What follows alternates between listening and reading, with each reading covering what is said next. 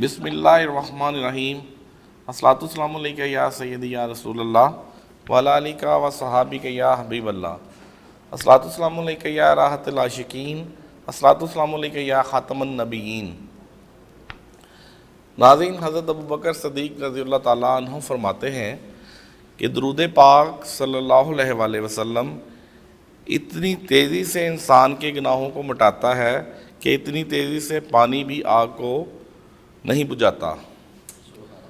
ناظرین، آج اپنی اسپیشل ٹرانسمیشن میں آپ کو خوش آمدید کہتے ہیں۔ ہمارے اسٹوڈیو میں اسپیشل ٹرانسمیشن میں ہمارے ساتھ موجود ہیں علامہ مفتی محمد ابراہیم گوری صاحب، اور ہمارے ساتھ موجود ہیں جناب پروفیسر عبداللطیف شاہ صاحب، اور ملک پاکستان کے نامور ثناخوان مصطفیٰ محمد شہزاد لیاقت قادری صاحب۔ ناظرین، پروگرام کا آغاز میں حمد باری تعالیٰ سے کروں گا، جس کے لیے میں ملتمس ہوں محمد شہزاد لیاقت قادری صاحب سے کہ وہ آئیں اور حمد باری تعالیٰ سے ہمارے قلوب و اذہان کو معطر فرمائیں۔ پیاس آنکھوں کی اب بجھا مولا،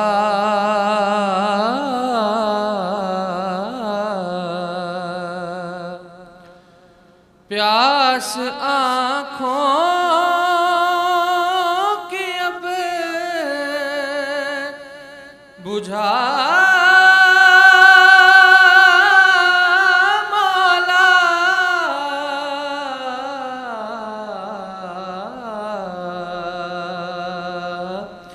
اپنا جلوہ مجھے دکھا مولا،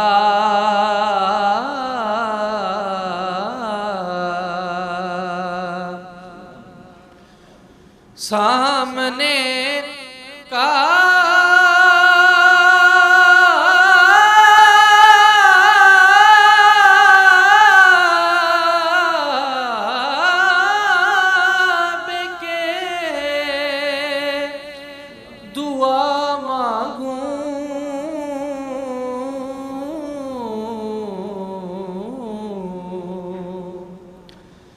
سامنے کعبے کے دعا مانگوں،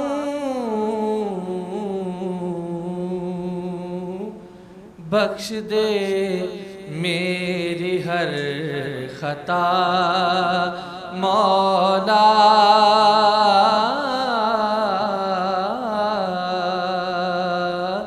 بخش دے میری ہر خطا مولا۔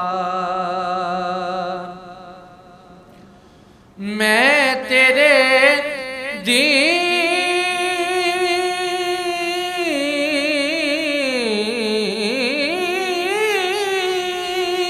کی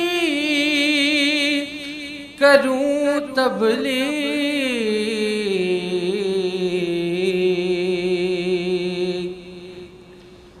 یا اللہ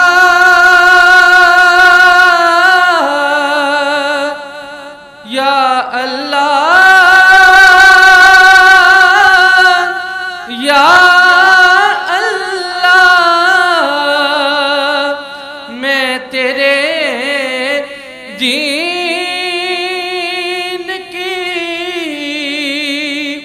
کروں تبلیغ،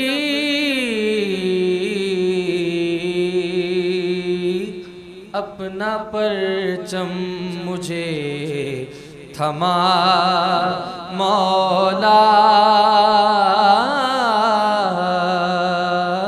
اپنا پرچم مجھے تھما مولا، بے سکونی کا کچھ علاج تو ہو، بے سکون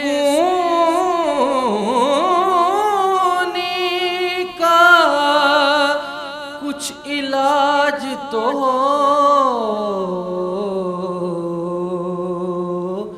میرے دل میں سکون بسا مولا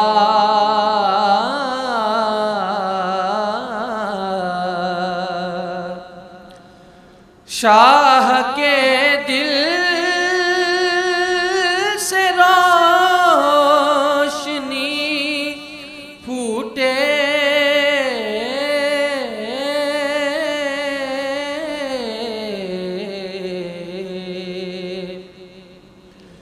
شاہ کے دل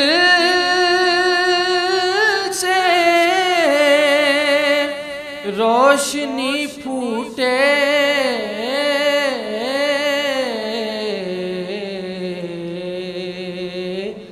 کر کرن نور کی عطا مولا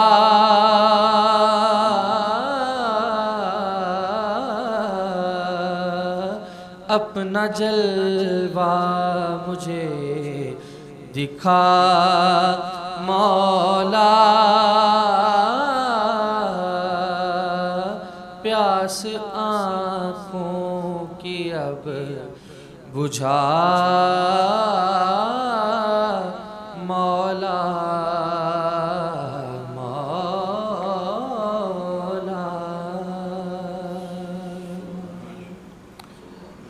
ماشاءاللہ سبحان اللہ، بڑے خوبصورت انداز سے حمد باری تعالیٰ پیش کر رہے تھے محمد شہزاد لیاقت قادری صاحب۔ ناظرین، رمضان المبارک کی برکتیں اور نعمتیں سب کچھ سمیٹنے کے بعد آج آپ مصروف ہوں گے گھر میں، اپنے دوست احباب میں، فیملی میں، تو ایک چھوٹا سا مشورہ دینے جا رہا ہوں، کیونکہ رمضان کے روزے رکھ کے انسان کے معدے کی کیفیت چینج ہوتی ہے، تو اعتدال پسندی سے کھائیے گا۔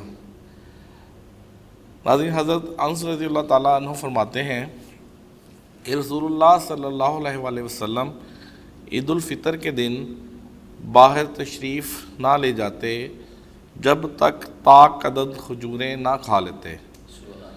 کھجوریں نہ ہوں تو کوئی میٹھی چیز ہونی چاہیے۔ ناظرین، آج کا جو تحفہ، آج کا جو اس میں باری تعالیٰ ہے، اس کی طرف چلتے ہیں۔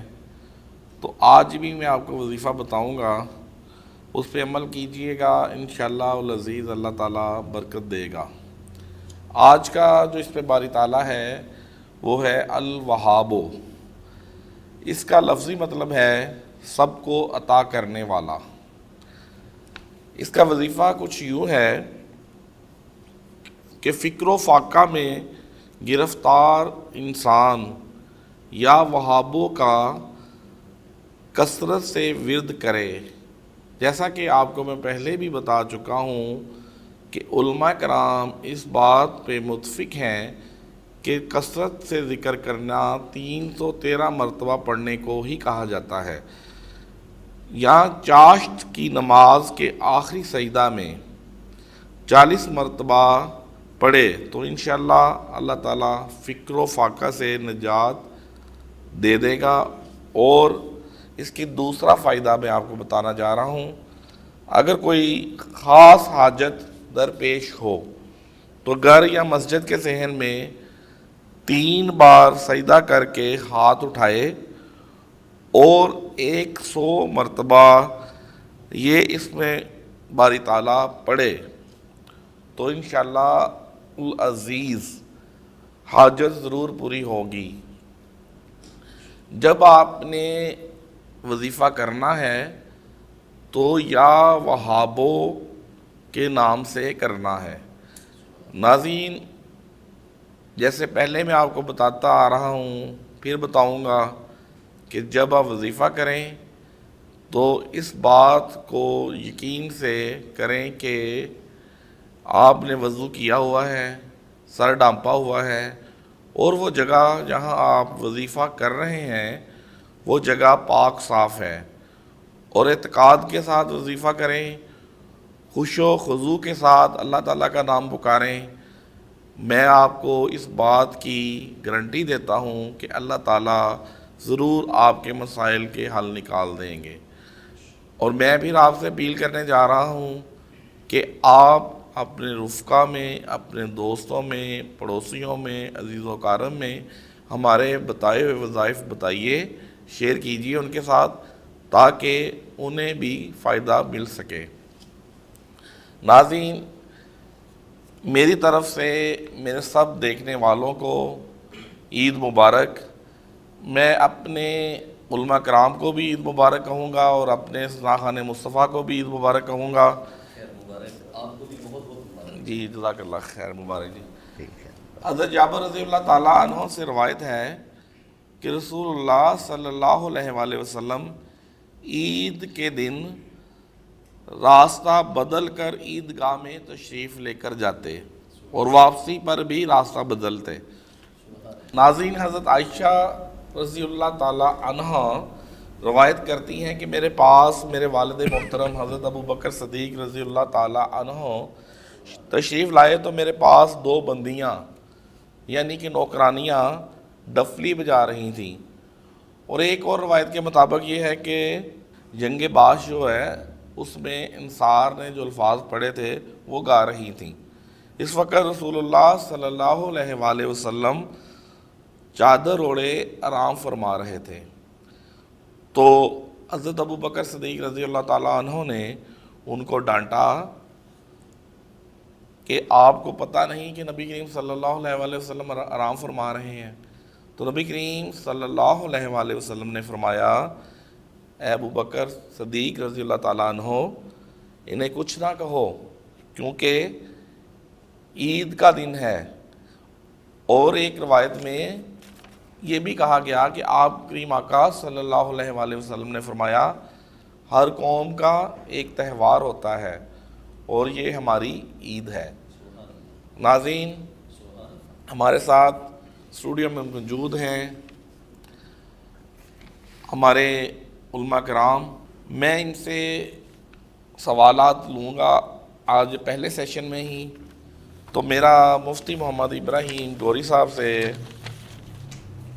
پہلا سوال ہے، عید الفطر کیا ہے؟ نحمدہ ونصلی ونسلم علی رسولہ الکریم، اما بعد فاعوذ باللہ من الشیطان الرجیم، بسم اللہ الرحمن الرحیم۔ ابتدا ہے رب جلیل کے بابرکت نام سے، جو دیکھتی آنکھیں اور سنتے کانوں کے راز خوب جانتا ہے۔ سب سے پہلے ٹی وی 99 کی پوری ٹیم اور ہمارے جملہ ناظرین جو پورا مہینہ ہمارے ساتھ رہے یا جو اس وقت ٹی وی 99 کو دیکھ رہے ہیں، تمام حضرات و خواتین کو عید الفطر بہت بہت مبارک ہو۔ ناظرین کرام، جس طرح سوال کیا گیا کہ عید الفطر کیا ہے، جیسا کہ بندے مسلمان اللہ رب العالمین کی خوشنودی کے لیے، ذات خدا کی رضا کے لیے پورا مہینہ روزہ رکھتا ہے اور رات کو قیام کرتا ہے صلاۃ تراویح کی صورت میں، ذات خدا نماز پڑھنے والا، روزہ رکھنے والا، ذات خدا کے حضور قیام کرنے والا، رکوع و سجود کرنے والا، اللہ رب العالمین اس بندے کو اپنا فضل فرما کر ان عبادات کی وجہ سے ذات خدا اپنا قرب عطا فرماتے ہیں۔ اس کے بعد جب 30 روزے مکمل ہو جاتے ہیں، یہاں ضمناً چند ایک باتیں تمہیدی طور پہ عرض کرنا ضروری ہے کہ جس طرح کہ ہر رات کو ذات خدا رمضان المبارک کی ہر رات کو ایک کے مطابق 60 اور ایک کے مطابق 70، اللہ رب العالمین ہر ایک رات رمضان المبارک کی ذات خدا 60,000 لوگوں کو جہنم سے آزاد کر کے ذات خدا جنت عطا فرماتے ہیں۔ سبحان اللہ۔ اور اس کے بعد جس طرح کہ آج عید الفطر کا دن ہے، عید الفطر کا دن جب عید کا دن آتا ہے، اللہ رب العالمین کا کرم، ذات خدا کا فضل بے پایاں ہو جاتا ہے۔ ذات خدا کا فضل ویسے بھی اس کا کوئی کنارہ نہیں ہے، عید والے دن اللہ کریم کی ذات اقدس اتنا فضل فرماتے ہیں، اتنا کرم فرماتے ہیں، 29 روزے یا 30 روزے روزانہ 60,000 کو جہنم سے آزاد کیا جاتا ہے۔ 29 ایام میں یا 30 ایام میں 60,000 کے اعتبار سے جتنے لوگوں کو جہنم سے آزاد کیا جاتا ہے، اتنے ہی لوگوں کو ذات خدا عید الفطر والے دن جہنم سے آزاد کر کے جنت عطا فرماتے ہیں۔ اب رہا یہ سوال کہ عید الفطر کیا ہے؟ ناظرین کرام، یہاں کیا سے مراد یہ پوچھا جا رہا ہے، آیا کہ عید الفطر فرض ہے یا واجب ہے یا سنت ہے یا مستحب ہے؟ بڑے غور سے سنیے گا، کیونکہ آج خوشیاں بانٹنے کا دن ہے، اور آج ہر گھر کے اندر مسلمانوں نے اچھا لباس زیب تن کیا ہوا ہے، چہرے مسکرا رہے ہیں، ہر چہرے پہ مسکراہٹ ہے، لیکن ٹی وی 99 کی وساطت سے ہم اپنے ناظرین کو یہ دعا بھی دیتے جائیں کہ صدا رہے ادا، صدا رہے ادا یہ آپ سب کے مسکرانے کی، صدا رہے ادا یہ آپ سب کے مسکرانے کی، سمیٹ لے آپ سب کا دل خوشی زارے زمانے کی۔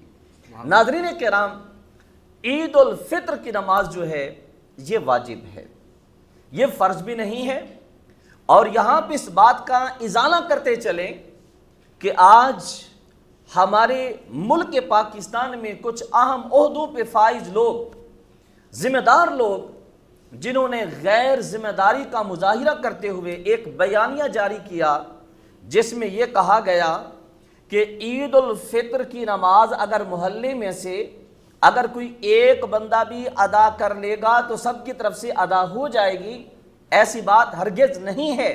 ناظرین کرام دوبارہ سنیے، جس طرح کہ ہم نے گزارش کی کہ الحمدللہ آج کا دن خوشیاں بانٹنے کا دن ہے، لیکن ہم یہ بات تنزیہ طور پہ، طنز کے طور پہ، تنقید کی نیت سے عرض نہیں کر رہے۔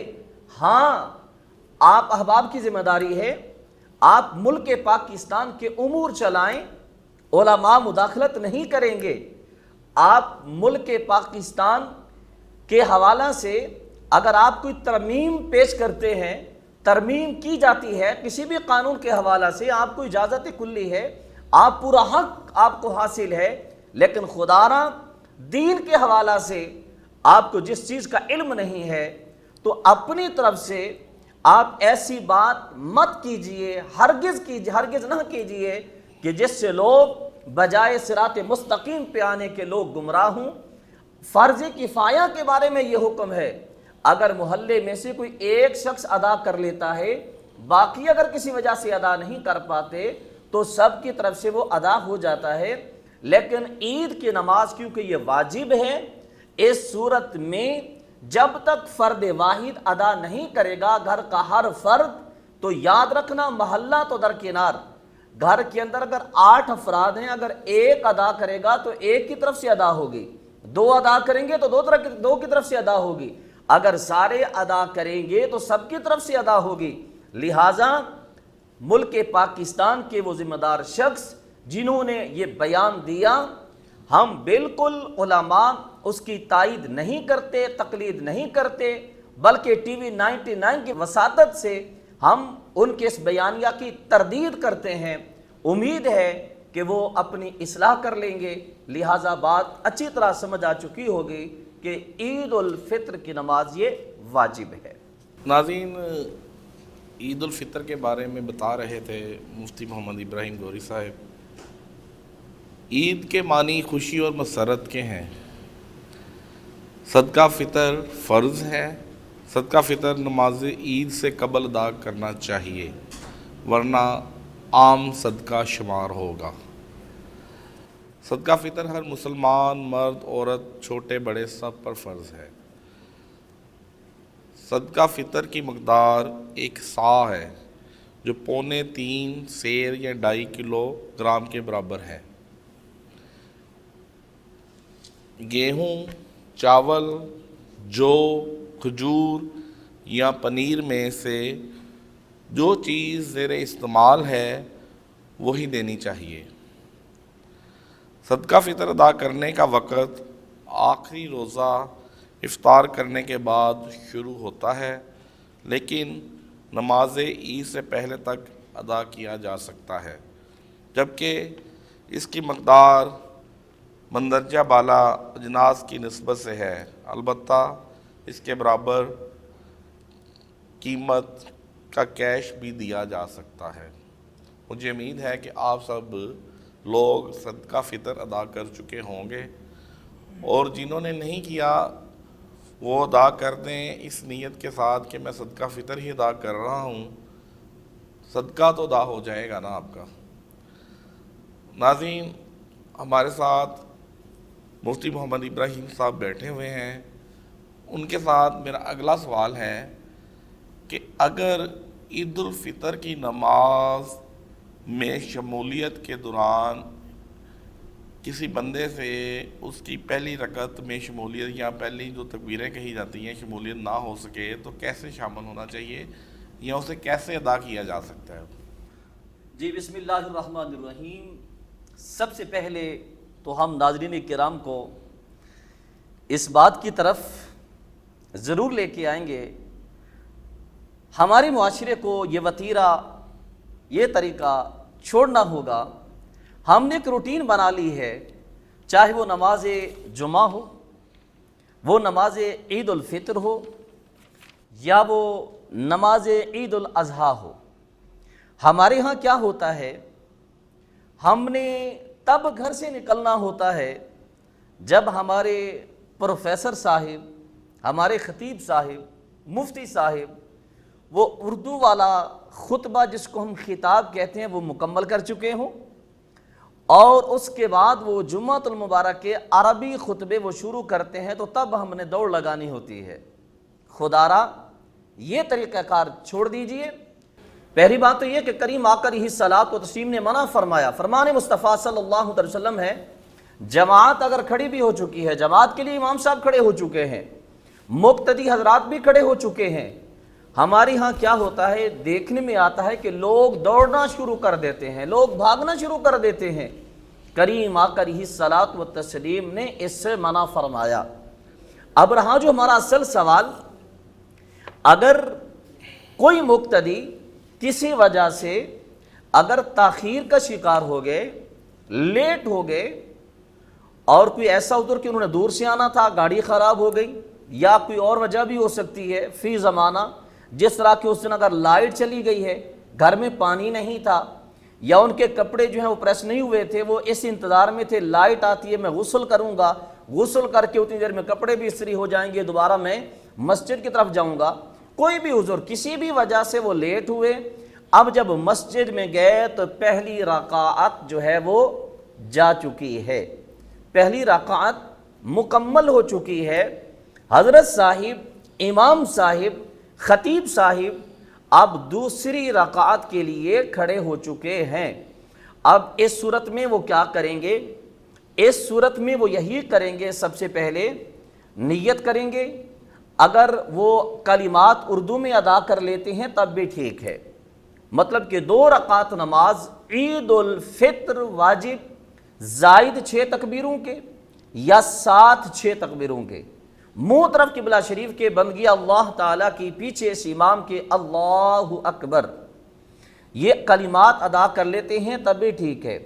اگر وہ یہ کلمات ادا نہیں کرتے، یوں کہہ دیتے ہیں کہ 2 رکعت نماز عید الفطر واجب، پیچھے اس امام کے اللہ اکبر، ان دونوں صورتوں میں وہ نیت کریں گے۔ نیت کرنے کے بعد، یہ مسئلہ غور سے سنیے گا، نیت کرنے کے بعد اب امام صاحب سورہ فاتحہ شروع کر چکے ہیں یا شروع کرنے لگے ہیں، اس صورت میں ہمارے لیے یہ حکم نہیں ہے کہ ہم امام صاحب کے پیچھے ساتھ ہم بھی سورہ فاتحہ پڑھیں، ایسا ہرگز نہیں ہے، بلکہ ہم نے کیا کرنا ہے، ہم نے یہ کرنا ہے امام صاحب کے پیچھے ہم خاموشی سے جا کر کھڑے ہو جائیں گے، نیت کرنے کے بعد ہم خاموش ہو کر کھڑے ہو جائیں گے اور حضرت صاحب قرات کریں گے، سورہ فاتحہ پڑھیں گے، ساتھ سورت ملائیں گے۔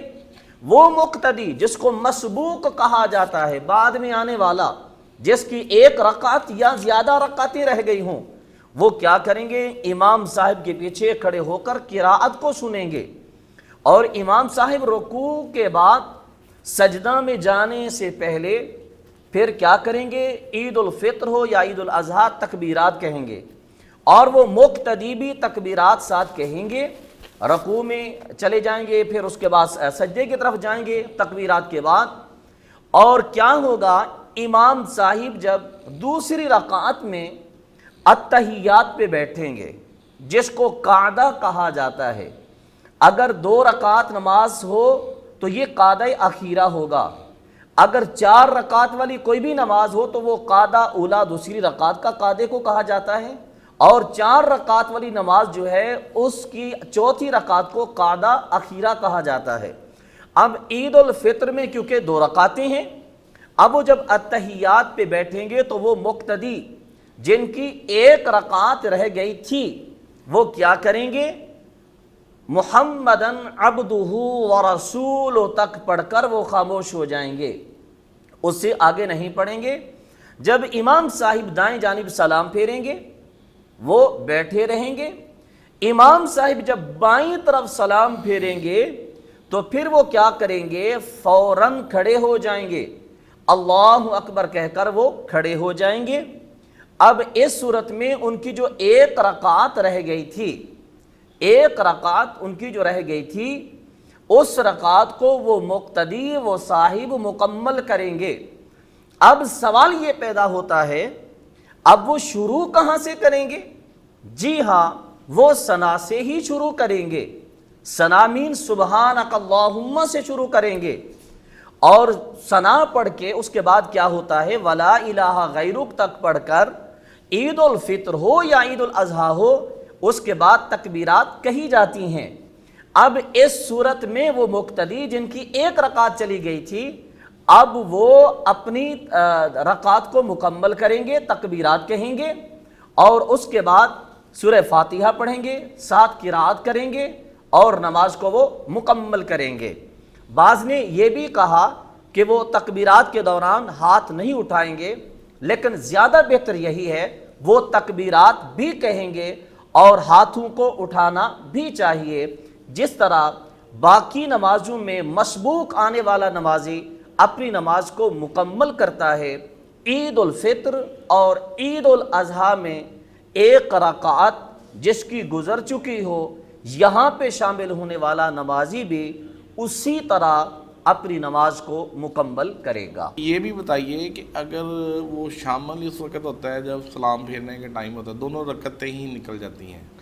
جی ناظرین کرام، ایسا نمازی جب وہ مسجد میں آیا، مسجد میں داخل ہوا، پہلی رکعت گزر چکی ہے، 2 رکعت نماز عید الفطر واجب زائد 6 تکبیروں کے، مطلب اب زائد 6 تکبیروں کے اس نے 6 میں سے 1 تکبیر بھی اس نے ادا نہیں کی، یعنی 6 کی 6 تکبیرات گزر چکی ہیں، کیونکہ پہلی رکعت میں 3 تکبیرات ہیں، اور دوسری رکعت میں سجدے میں جانے سے قبل دوسری رکعت میں بھی اس نے جو تکبیرات تھیں اس نے وہ ادا نہیں کی۔ اب اس صورت میں اس کی 6 کی 6 تکبیرات رہ گئی ہیں۔ اب وہ بندہ کیونکہ جب شامل ہوا تو دوسری رکعت میں تشہد میں آ کر شامل ہوا، اب اس صورت میں اسے کیا کرنا ہوگا، جی وہ دونوں رکعتیں ادا کرے گا، جس طرح امام صاحب پہلی رکعت پڑھاتے ہیں، ثنا سے شروع کی جاتی ہے، وہ اسی ترتیب سے پڑھے گا، مطلب ثنا سبحانک اللہم ولا الہ غیرک تک پڑھے گا۔ جب وہ آیا، آ کر تشہد میں بیٹھ گیا، محمدن عبدہ ورسولہ تک اس نے پڑھا، خاموش ہو جائے گا، امام صاحب دائیں اور بائیں سلام پھیریں گے، جب بائیں سلام پھیریں گے وہ کھڑا ہو جائے گا اللہ اکبر کہہ کر۔ اب اس صورت میں کیا ہوگا، وہ ثنا پوری پڑھے گا، اس کے بعد پھر وہ تکبیرات کہے گا اور پھر سورہ فاتحہ پڑھے گا، ساتھ سورت ملائی جائے گی، سورت ملائی جائے گی، رکوع کرے گا، سجود کرے گا، دوبارہ کھڑا ہو جائے گا۔ دوبارہ جب کھڑا ہو جائے گا، اب اس صورت میں کیا کرنا ہے؟ اس نے کھڑے ہو کر سب سے پہلے اس نے سورہ فاتحہ پڑھنی ہے۔ دوسری رکعت کی بات کر رہے ہیں، سورہ فاتحہ پڑھے گا، سورہ فاتحہ کے بعد ساتھ وہ سورت کو ملائے گا۔ سورت کو ملانے کے بعد جب اس کی قراءت، ہمارے ہاں بالعموم کہا جاتا ہے قرات، اصل جو لفظ ہے وہ ہے قراءت، قراءت وہ مکمل کرے گا۔ اب قراءت مکمل کرنے کے بعد اس نے رکوع میں نہیں جانا، اس نے کیا کرنا ہے؟ تکبیرات کہنی ہے، اور پہلی تکبیر میں کیا کہنا ہے؟ ہاتھ کانوں تک اٹھا کر چھوڑ دینے ہیں، دوسری تکبیر میں بھی ہاتھ کانوں تک اٹھا کر چھوڑ دینے ہیں، تیسری تکبیر میں بھی ہاتھ اٹھا کر چھوڑ دینے ہیں۔ اب یہاں پہ جو چوتھی تکبیر ہے اس کے لیے ہاتھوں کو نہیں اٹھانا، کیونکہ وہ زائد تکبیرات کی نہیں ہے بلکہ وہ رکوع کی تکبیر ہے۔ اب جب وہ چوتھی تکبیر کہے گا تو وہ رکوع میں چلا جائے گا۔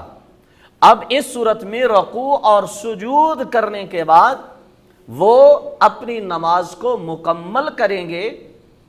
جو دوسری رکعت ہے، سجود کرنے کے بعد وہ بیٹھ جائیں گے، اور التحیات جس کو کہا جاتا ہے آسان لفظوں میں، وہ مکمل پڑھیں گے، درود پاک پڑھیں گے، آگے دعا پڑھی جائیں گی، اور آخر میں وہ دائیں اور بائیں سلام پھیریں گے۔ ایک شخص نے حضرت علی بن ابی طالب رضی اللہ تعالیٰ عنہ سے سوال کیا کہ کتے بیک وقت 7 بچے جنتے ہیں، جبکہ بھیڑ بکریاں بیک وقت 1 یا 2 یا پھر کبھی 3 بچے جنتے ہیں۔ اس کے باوجود بھیڑ بکریوں کی تعداد ہر جگہ کتوں سے زیادہ ہوتی ہے، اللہ اللہ اللہ اللہ۔ حالانکہ ہم آئے روز بھیڑ بکریوں کو ذبح بھی کرتے ہیں، قربانی بھی کرتے ہیں، اور پھر بھی یہ کتوں سے تعداد سے زیادہ ہوتی ہیں۔ حضرت علی رضی اللہ تعالیٰ عنہ نے بہت خوبصورت جواب دیا۔ آپ فرماتے ہیں یہی چیز برکت ہے۔ اللہ اللہ اللہ۔ اس شخص نے کہا برکت بھیڑ بکریوں میں ہی کیوں ہے، کتوں میں کیوں نہیں؟